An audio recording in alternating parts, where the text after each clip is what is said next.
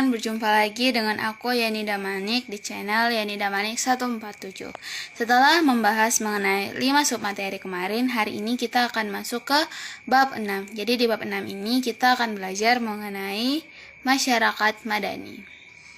Nah, apa yang akan kita bahas dalam bab 6 ini? Yang pertama kita akan bahas bagaimana munculnya masyarakat madani, kemudian apa itu masyarakat madani, bagaimana ciri-ciri masyarakat madani, bagaimana konsep masyarakat madani, kemudian bagaimana masyarakat madani dalam Islam, kemudian bagaimana masyarakat madani di Indonesia.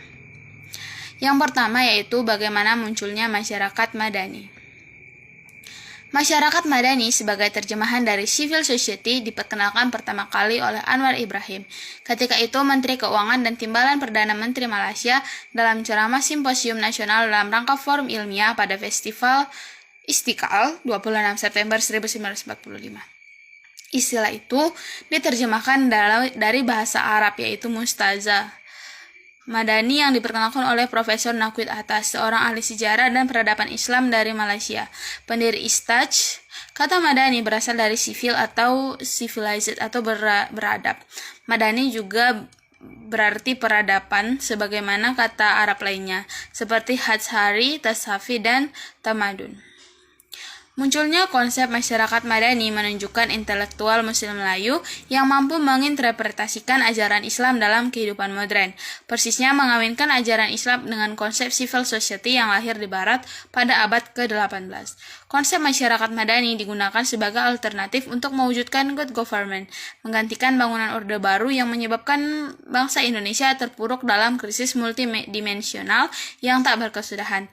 Harapan masyarakat madani atau civil society yaitu masyarakat yang maju, mandiri, sejahtera dalam suasana berkeadilan dilandasi oleh iman dan takwa. Kemudian kita masuk ke bagian B yaitu apa itu masyarakat madani. Antara masyarakat madani dan civil society sebagaimana yang telah dikemukakan tadi, masyarakat madani adalah istilah yang dilahirkan untuk menerjemahkan konsep di luar menjadi Islami. Menilik dari substansi civil society lalu membandingkannya dengan tatanan masyarakat Madinah yang dijadikan pembenaran atas pembentukan civil society untuk masyarakat muslim modern akan ditemukan persamaan sekaligus perbedaan antara keduanya.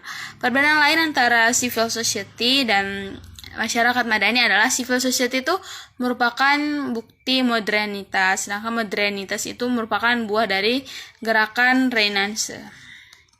Nah, kemudian bagaimana ciri-ciri masyarakat madani? Nah, ada beberapa ciri-ciri utama dalam civil society atau dalam masyarakat madani. Yang pertama, adanya kemandirian yang cukup tinggi dari individu-individu dan kelompok-kelompok masyarakat, utamanya ketika berhadapan dengan negara. Yang kedua, adanya ruang publik bebas sebagaimana wahana bagaimana keterlibatan politik secara aktif dari warga Indonesia melalui wacana dan praksis yang berkaitan dengan kepentingan publik. Yang ketiga, adanya kemampuan membatasi kuasa negara agar itu tidak intervensionis gitu. Jadi berikut adalah karakteristik masyarakat madani. Jadi di sini ada 4. Yang pertama free public sphere atau ruang publiknya yang bebas. Masyarakat memiliki akses penuh terhadap setiap kegiatan publik. Mereka berhak melakukan kegiatan secara merdeka dalam menyampaikan pendapat, berserikat, berkumpul, serta mempublikasikan informasi kepada publik.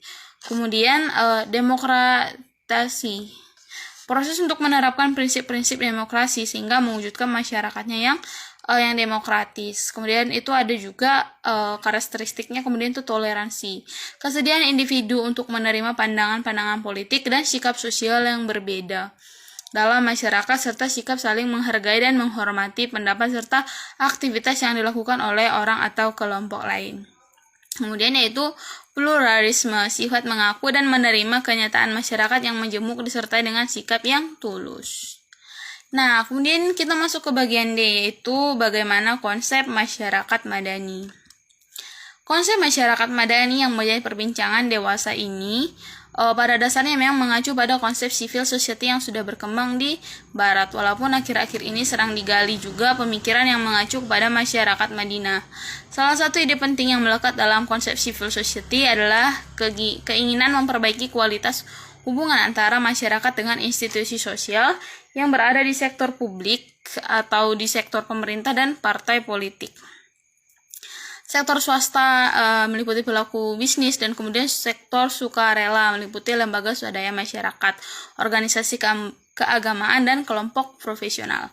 Namun tidak berarti bahwa civil society harus selalu melawan negara atau menghilangkan rambu-rambu politik yang telah dibangun oleh negara. Jadi status dan peran negara itu tetap diperlukan oleh hukum masyarakat madani atau civil society itu sendiri. Nah, kemudian bagaimana masyarakat madani dalam Islam? Membangun masyarakat dalam kacamata Islam adalah tugas jamaah, kewajiban bagi setiap muslim. Islam memiliki landasan kuat untuk melahirkan masyarakat yang beradab serta komitmen pada kontrak sosial, baik pada kepemimpinan Islam dan norma yang telah disepakati bersama atau syariah. Bangunan sosial masyarakat muslim itu ciri dasarnya adalah tawa'um atau tolong-menolong, takaful, saling menanggung, dan tahamun, memiliki solidaritas. Adalah Nabi Muhammad Rasulullah sendiri yang memberikan teladan kepada umat manusia ke arah pembentukan masyarakat peradaban. Kemudian bagaimana masyarakat madani di Indonesia? Tantangan masa depan di demokrasi negara kita ini adalah bagaimana mendorong berlangsungnya proses-proses yang diperlukan untuk mewujudkan nilai-nilai peradaban dan kemanusiaan universal.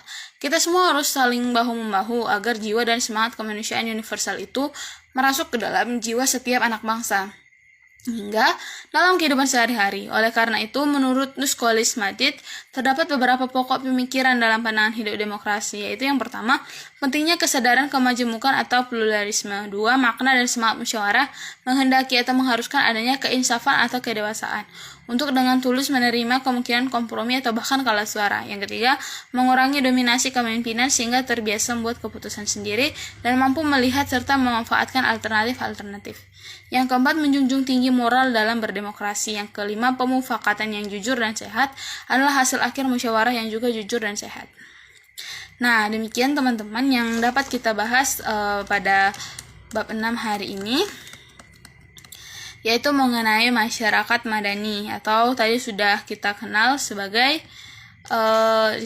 civil society, yang juga sudah dipaparkan bagaimana itu masyarakat madani, bagaimana munculnya, kemudian ciri-cirinya, konsepnya, dan bagaimana masyarakat madani dalam Islam dan juga masyarakat madani di Indonesia sendiri.